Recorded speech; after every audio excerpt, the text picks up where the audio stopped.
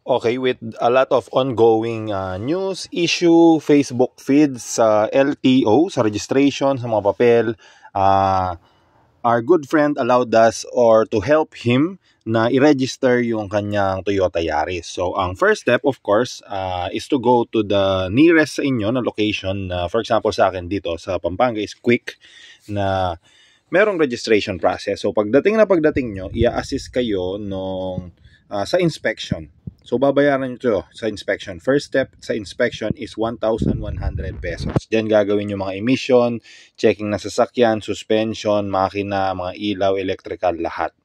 And then, second step is yung insurance, which is 850.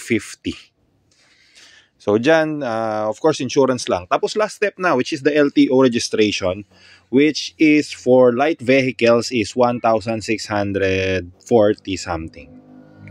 And yun, meron silang very comfortable vibes dun sa LTO na shuttle office, which is naka-aircon, very good.